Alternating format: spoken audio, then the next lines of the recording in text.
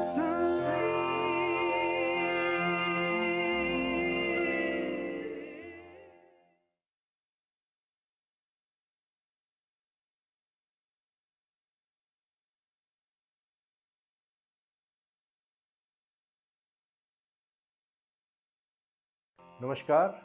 मेरे प्रिय आत्मा। साई वाणी में प्रारंभ करो, जारी रखो इसी विचारधारा के प्रति। जो भी हमने संकल्प किए उस संकल्प को पा रहे हैं और बहुत अच्छी तरह से पूरे विश्व से साई के भक्त एक ही दिशा में काम कर रहे हैं। रोटी, कपड़ा, मकान, शिक्षा और आरोग्य के प्रति साई वाणी कटिबद्ध है। साई वाणी का जो भी एक एक कदम है आप सबके हित के लिए डाला जा रहा है। हजारों करोड़ों मेरे भाई बहन वॉलंटियर बोल के, समाज सेवक बोल के, राष्ट्र सेवक बोल के, साई के भक्त बोल के इस कार्य में जुड़े हैं और इस बात की बहुत खुशी है कि हम मिलकर अभी चल रहे हैं। लेकिन इस कार्य के लिए बहुत सारे भाई बहन मिलते हैं और बहुत सारे अपनी निजी समस्या मेरे साथ साझा करते हैं। तो उसमें से आज कुछ समस्याएं हैं। मैं उन्हीं के ऊपर बातचीत करने से पहले मैं कहना चाहता हूँ कि ध्यान है तो सब है। साई ध्यान, साई क्रिया और साई वाणी को प्रारंभ किया और जारी रखा है। इसी विचारधारा के प्रति हम सब सजग हुए हैं और सजग होकर जीवन में जीने की कला कर रहे हैं। हमें हमारे जीवन का नेतृत्व करना है और हमें हमारे जीवन का लक्ष्य तय करके उसके ऊपर चलना है। मैं बहुत पहले कह चुका हूँ और आज भी फिर से कहना चाहता हूँ कि साई बाबा अपने भक्तों को पहले समस्या के साथ जोड़ते हैं और उसके बाद समस्या उलझाने के लिए नहीं कि बल्कि जीवन में खुशी लाने के लिए और उनके जीवन में बदलाव लाने के लिए बाबा सहयोग करते हैं। हमेशा बाबा अपने सभी भक्तों के प्रति हमेशा सजग होते हैं, सब ध्यान रखते हैं और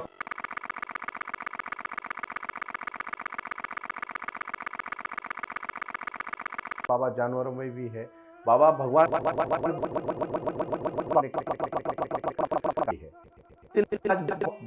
के साथ कहना चाहता हूं कि भीतरी समय हमारा युद्ध चला रहता है। युद्ध कोई सिर्फ जंग में नहीं होता। युद्ध सिर्फ किसी एक राज्य का दूसरे राज्य से या एक देश का दूसरे देश से नहीं होता। रोजमर्रा की जिंदगी में इंसान के जीवन में सुबह से लेकर शाम तक जितने भी विचार मन में आते हैं उसी में युद्ध तो चला रहता है। एक बाहरी युद्ध होता है, शायद हमारा किसी के साथ झगड़ा होता है और झगड़ा इसलिए होता है कि हम एकाग्र नहीं होते, उसको दुश्मन को ठीक से देख नहीं पाते। हमारे दुश्मन कौन है? अहंकार सबसे बड़ा दुश्मन है। हमारे दुश्मन कोई दूसरे नहीं है। डीके साई लीगल के माध्यम से हमने अभी जन अभियान को शुरुआत किया है और हम गांव-गांव में जाके लोग क्यों लड़ रहे, जमीन के लिए क्यों झगड़ रहे, इसके लिए हम अभी अभियान शुरू कर रहे हैं। ये साई वाणी का एक वो अभियान होगा जिस अभियान से लोगों की समस्याओं को हमें दूर करने में मजा होगी। एक हमें मतलब इसमें हमें बहुत आनंद मिलेगा कि उनके पैसे बचे, उनका कोर्ट का समय बचे। आप ऐसा कहोगे कि आप ऐसे कैसे वकील है? लोग काम के लिए बुलाते और आप बोलते उनकी समस्या हटे। मैं इतना चाहता हूं, काम बहुत है।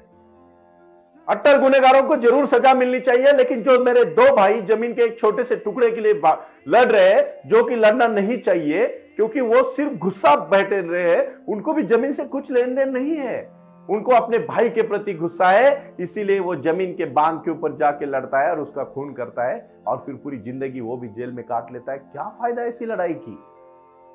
मैं वो याद दिलाना चाहता हूं, साईं बाबा अपने भक्तों को एक ही संदेशा देते हैं और वो है चित्त शांत करने का संदेशा, वो है ध्यान का संदेशा। अगर उस समस्या को ठीक से खुली आंख से देखोगे तो याद रखना, शत्रु कौन है हमारा? हमारा शत्रु कोई बाहर नहीं है, हमारा शत्रु हमारे अंदर छुपा है। क्योंकि जब छोटा बच्चा होता है 4-5 साल का, बहुत इनोसेंट, बहुत ही नेचुरल होता है, लेकिन याद रखना वो बच्चा है, वो बीज है। किसी आम का जो आप उसको गुठली को दबाओगे जमीन के अंदर तो उसके छोटा सा आम का पेड़ बनेगा और कुछ दिनों के बाद बड़ा पेड़ बन के उसको छोटे छोटे आम आएंगे, फिर वो आम बड़े होंगे, फिर उसकी गुठली आएंगी।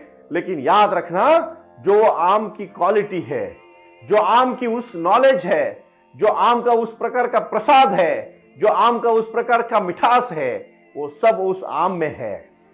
अगर उसी आम को कीड़ का लग गई तो ना उसको फल आएंगे ना फूल आएंगे।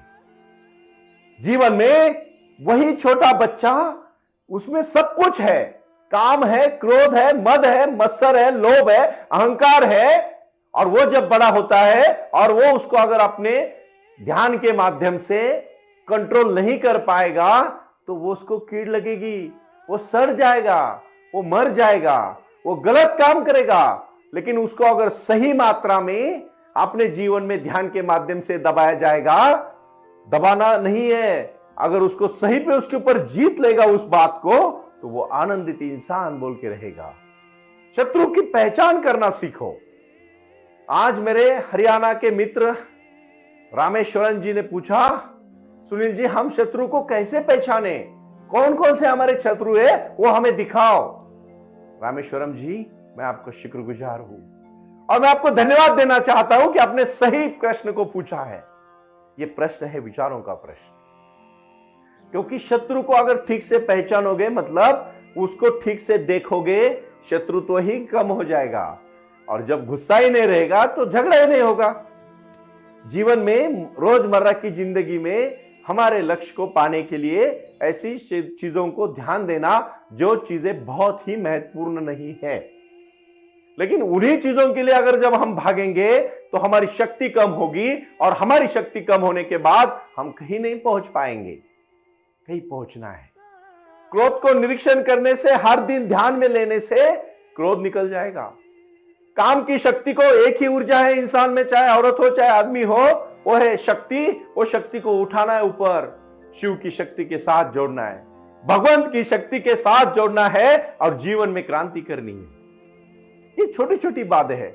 लोग जितना चाहिए, देखो आपने किसी एनिमल को अपना खाना इकट्ठा करके हुए देखा है, लेकिन आजकल जंगल में भी कोई भी शेर कभी भूखा नहीं रहता।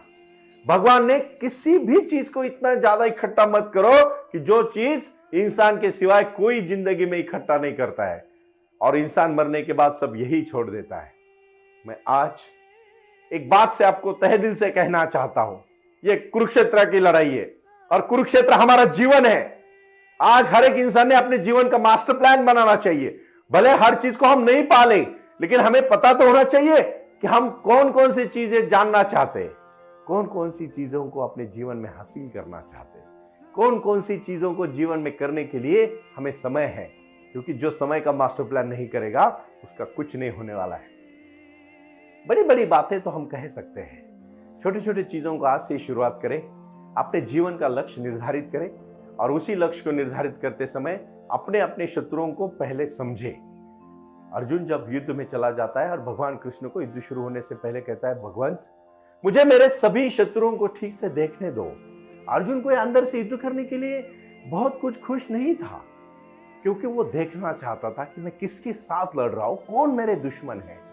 और जब उन्होंने देखा उसके भाई, चचेरे भाई, उसके चाचा, उसके सब कुछ रिलेटिव ही उसके सामने थे, पूरे तरह से परिवार ही उसके सामने था, उसकी सब बिरादरी उसके अपोजिट थी, अब एक सामने थी, तो वो दुखी हो गया और उसने भगवंत से कहा, मैं इनके साथ क्यों लड़ूं। भगवंत ने उसको कहा, अर्जुन तू सच्चाई के लिए लड़ रहा है, ना तू किसी तेरे निजी स्वार्थ के लिए लड़ रहा है।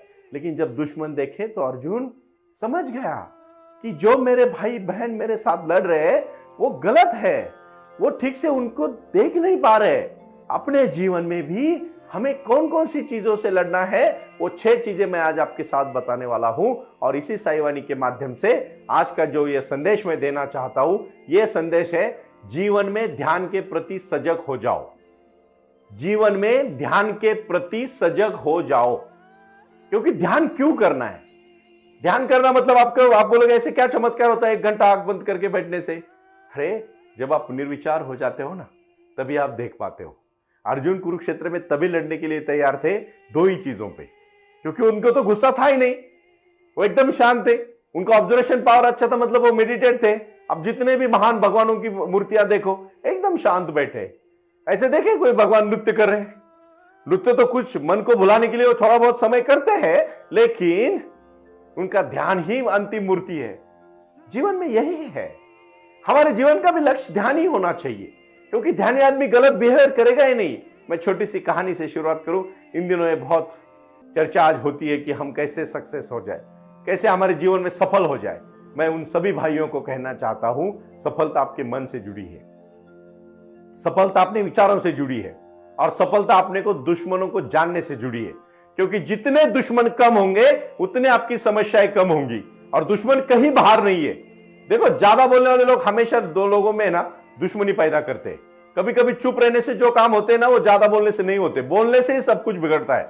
मतलब बोलना ही नहीं क्या? फिर बोलना चाहिए, लेकिन महत्वपूर्ण और बहुत ही जो चीज महत्वपूर्ण है उतनी ही बोलनी चाहिए। ये पूरा प्रारंभ जो अभी साईवानी का आगे लेने को जा रहा है ना, उसमें अपने जीवन की गीता मैं आपको सिखा रहा हूं। आपको इन्हीं मुद्दों को लेकर अपने जीवन के साईवानी के माध्यम से अपने जीवन में प्रयास करना है और आगे चलना है। तब तक नहीं रुकना है जब तक मंजिल हासिल नहीं करते। ये बहुत बड़ी बात है। ये बातों का पैसी ठीक से, इसी चीजों को ठीक से समझो। ये कहानी मैं इसलिए कहना चाहता हूं क्योंकि यही कहानी जीवन की सबसे महत्वपूर्ण और प्रीतिकर कहानी है। कहानी एक राजा की है। राजा अपने राज्य में पूरी तरह से सब सुविधाएं देता था, लेकिन राज्य में कोई भी खुश नहीं था। अभी अभी मैं एक विदेश का दौरा करके आया। जब मैं गया तो मैंने वहां कुछ लोगों से मिला तो देखा सब लोग खुश थे। तो मैंने कहा, यहां कौन सी भूमिका ऐसी है कि आप अपने राज्य से बहुत खुश हो? उन्होंने कहा, उस देश ने हमें हमारे ज्ञान दिया, हमें ज्ञान को पढ़ने के लिए मौका दिया, हमें ज्यादा संपत्ति नहीं दी, लेकिन जब कुछ व्यापार शुरू करना हो तो हमें सहयोग करने के लिए इकोनॉमिकल प्लेटफॉर्म खड़ा करके दिया, हमें अच्छा हेल्थ दिया। कुछ भी होता है तो वो सरकार हमें ठीक कर देती है। हमें कोई चिंता नहीं है कि अस्पताल जाने के बाद हमारा बिल कौन भरेगा। और मैंने अल्टीमेटली देखा करप्शन का रेट वहां 0% है। ये थोड़ी सी अलग कहानी है, लेकिन जरूर कहूंगा, मछली को पकड़ने को सिखाओ, मछली खाने को मत दो, क्योंकि खाने के देने के बाद वो वापस भूख लगेगी तो खाना देगी, राह देखेगा। लेकिन उनको जब पकड़ने को सिखाएंगे तो जिंदगी भर वो मछली खाता रहेगा। क्या है जीवन? अपने समस्याओं को उस बंदे को फेस करने को सिखाओ। कौन कौन सी समस्या है जीवन में? और सबसे महत्वपूर्ण, वो छोटा बच्चा जब छोटा होता है, जैसे जैसे बड़ा होता है तो वो सब समस्याएं उसी के अंदर छुपी है, उसके ऊपर वो किस तरह से जीवन जीता है, उसी के साथ उसका जीवन निर्भर होता है। अगर काम को ज्यादा बढ़ा दिया गया तो वो कामी इंसान बनेगा। वो बहुत गंदी नजर से पूरी दुनिया में जी रहेगा और उसको कहीं रिस्पेक्ट नहीं मिलेगा। सिर्फ और सिर्फ अपनी काम की शक्ति को बढ़ाने में वो लग जाएगा। क्या फायदा? कौन पूछेगा ऐसे इंसान को? और मैं लिख के देता हूं, ऐसा इंसान लाइफ में बड़ा कोई भी कार्य नहीं कर सकता। क्रोधी इंसान तो सबसे पापी इंसान है। जब उसको क्रोध आता है तो बुद्धि भ्रष्ट हो जाती है और क्रोध को कंट्रोल नहीं करने से जिंदगी में वो कुछ भी नहीं कर पाता। लालच बहुत बड़ी बुरी बला है। इतना मुझे मुझे मुझे मुझे मुझे मुझे मुझे मुझे मुझे मुझे मुझे मुझे इकट्ठा कर करके एक दिन सब कुछ छोड़ के जाएगा। सिकंदर और डाइजेनियस जब दोनों एक साथ जी रहे थे, और इत्तेफाक की बात है कि उनकी सामने मुलाकात हुई। डाइजेनियस जब अपने एक तालाब के पास नंग धड़ंग सोया था यूनान में, सिकंदर को लगा कि डाइजेनियस को मिल के आएंगे, तो उसने अपने सैनिक भेजे और कहा, जाओ डाइजेनियस को कहो महान सिकंदर उसको मिलने आया है। डाइजेनियस हंसता है और उनको कहता है कि मैं उनको नहीं मिलने आऊंगा। लेकिन सिकंदर ने उसको कहा, सैनिकों को कहा था, अगर वो ना कहे तो चुपके से वापस आ जाना, उनको कुछ जबरदस्ती मत करना। सैनिक वापस चले आते और बहुत खुशी से डाइजेनियस का ये उत्तर सुन के सिकंदर भी हंस जाता है, हंसता है बहुत। वो फकीर है, उसे यही अपेक्षा करते। और वो वापस फिर सिकंदर सोचता है मैं खुद जाना चाहता हूं। सिकंदर अपने घोड़े पे बैठ के सुबह सुबह डाइजेनियस को मिलने जाता है और कहता है, डाइजेनियस देख तुझे मिलने महान सिकंदर आया है। वो खुश होता है, महान सिकंदर। सिकंदर जब खुश होता है कि मैं डाइजेनियस को सामने से मिल रहा हूं, डाइजेनियस प्रख्यात बहुत महान फकीर थे। तो डाइजेनियस उसकी तरफ देखता है और हंसता है, बोलो क्या काम है मेरे पास? सिकंदर कहता है, तुझे खुशी नहीं हुई मुझे मिलके? इसमें क्या है, आप एक इंसान है, आपके क्या इसमें बड़ी खुशी वाली बात क्या है? लेकिन मुझे इतनी कोई खुशी नहीं हुई। देखो, जो आदमी स्थिर लेवल पे चला जाता है ना, उसको इन छोटे छोटी चीजों से कुछ फर्क नहीं पड़ता। हमें बहुत फर्क पड़ता है। लोगों को लगता है झूठी इमेज को लेके आप चलते हो ना, यही सबसे बुरी बात है। कितने सारे लोग समझते हैं वो बहुत बड़े हो गए और झूठा और आपके सामने क्रिएट करते हैं और उनको लगता है कि वो बहुत महान है। कुछ भी नहीं है। हम एक मामूली इंसान है। जब हमारा पूरा अस्तित्व अगर भगवान के साथ जुड़ा है तो फिर हमसे बड़ा कोई नहीं है। लेकिन बूंद को अगर हम सागर कहेंगे तो हम पागल हैं।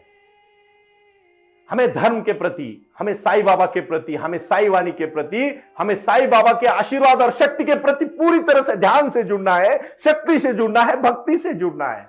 और ये भक्ति जिस दिन जुड़ेगी उस दिन आप छोटे नहीं रहोगे, आपको किसी बात का डर नहीं रहेगा।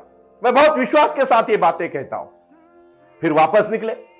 जैसे ही वापस निकले तो नम्रता देख के डाइयोनिस भी खुश और कहा, सिकंदर तू क्या चाहता है? डायोजनीस ने पूछा। सिकंदर ने कहा, मैं आपके लिए कुछ करना चाहता हूं। मैं आधा जग तो जीत चुका हूं, अभी आधा ही बाकी है और मैं मरने से पहले जीतूंगा। मुझे आपको कुछ देना है, आप तो एक फकीर है। डायोजनीस हंसता है और कहता है, मुझे कुछ नहीं चाहिए, लेकिन एक अगर कर सकता है तो कर मेरे लिए। थोड़ा बाजू हट जा, क्योंकि जो सूरज की सुबह सुबह ताजी किरणें आ रही है तेरे खड़ा होने से मेरे शरीर पे नहीं आ रही है और वो कम हो रही है। तो डायोजनीस का ये उत्तर सुन के सिकंदर और जोर जोर से हंसने लगता है और निकलता है। बट निकलने के पहले डायोजनीस उसको कहता है, तू इतनी नम्रता से खुद मुझे मिलने आया, बिल्कुल भी अहंकार तुझ में नहीं है, लेकिन मैं एक बात पूछना चाहता हूं, तू क्यों दौड़ रहा है इतना? तो सिकंदर कहता है, मुझे पूरी पृथ्वी जीतनी है। फिर बोलेंगे, उसके बाद क्या करोगे? कुछ नहीं, बोला आपके जैसा आराम करूंगा। तो डायोजनीस कहता है, पूरी पृथ्वी तो तू कभी जीत नहीं पाएगा, लेकिन अभी तुझे आराम करने से कोई नहीं रोक सकता। दूसरों को बुरा कहने से, दूसरों के प्रति द्वेष करने से अपना मन कभी सुंदर खुश नहीं होता। हमें अगर खुश होना है तो पहले अपने मन को सुंदर करना पड़ेगा, दूसरे ऑटोमेटिकली आपको सुंदर लगेंगे। ये सब आप में ही है भाई और बहनों, कहीं बाहर जाने की आपको जरूरत नहीं है। इस बात को आप सब ठीक से समझे, इस बात को आप अच्छी तरह से समझ ले कि जीवन क्या है, जीवन कैसे जीना चाहिए। ज्यादा लोभ करने से कुछ नहीं होने वाला है। जो मिला है खुशी से करो, तरक्की जरूर करना, लेकिन लालची मत बनना। और फिर सिकंदर कहता है, कोई बात नहीं, आप जैसे आप ठीक समझे। डायोजनीस उसको एक सलाह देता है, मैं कहता हूं सिकंदर, तू जी ले, तू कभी पृथ्वी जीत नहीं पाएगा और तेरे ये सपने कभी पूरे नहीं होंगे, लेकिन तू जीना भूल जाएगा। और फिर वहीं से वो निकल जाते। सिकंदर कहते हैं, नहीं, मैं मेरी संकल्प से अड़िग हूं। और दोनों चले जाते हैं। इत्तेफाक के बाद कुछ दिनों के बाद दोनों मर जाते हैं। दोनों मर जाने के बाद दोनों स्वर्ग में पहुंचते, वहां भी एक दूसरे के साथ खड़े होते, लाइन में लगे रहते, और सिकंदर वहां बहुत दुखी दिखता है और डायोजनीस प्रसन्न होता है जैसे वो धरती पे था। तो सिकंदर कहता है, देख डायोजनीस, यहां भी हम मिले हैं। डायोजनीस उस समय क्या कहता है, ठीक से सुनो। डायोजनीस कहता है, मिले जरूर है सिकंदर, लेकिन तू जी के नहीं आया है, मैं तो जी के आया हूं, जी भर के मैं जी के आया हूं। अपने जीवन में एक भी ऐसा पॉइंट मत रखो कि जी हमें रिग्रेट करे कि हम जी नहीं पाए। अहंकार, छोटी छोटी चीजों से अहंकार करना छोड़ दो। सबसे महत्वपूर्ण बात है आज का जो द्वेष है, जो विकार है, वो है अहंकार का विकार। और उसके बाद है काम, क्रोध, मद, मत्सर, लोभ, अहंकार। इन षडविकारों को फेंक दो, दुश्मन ऑटोमेटिकली कम हो जाएंगे। और फिर सिकंदर सही बोलता है डायोजनीस, शायद मैंने तेरा सुना होता तो उस समय भी मेरे पास जिंदगी बची थी, लेकिन आज मैं कुछ नहीं कर पाऊंगा। वो सिकंदर की तरह आपकी हालत नहीं होना चाहिए। आपकी हालत होनी चाहिए, आप पूरी तरह से जी भर के जी के ऊपर आए हो और अपना कार्य करने लगे हो। इसीलिए मैं एक बात को तहे दिल से कहना चाहता हूं, कुछ कर गुजरने के लिए मौसम नहीं मन चाहिए, साधन तो जुट जाएंगे, संकल्प का धन चाहिए। और वो संकल्प है विश्वास, वो संकल्प है त्याग, वो संकल्प है एक अपनी जीवन की क्रांति। और इन्हीं क्रांति को करते करते अपने को पहुंचना है, ना रुकना है ना भागना है, सिर्फ चलना है। चल के ही पहुंच जाओगे। इसीलिए बहुत छोटी छोटी बातों से आज शुरुआत करें। आज अपने जीवन की दिनचर्या बनाएं, अपने 24 घंटे का प्लान बनाएं, एक साल का प्लान बनाएं।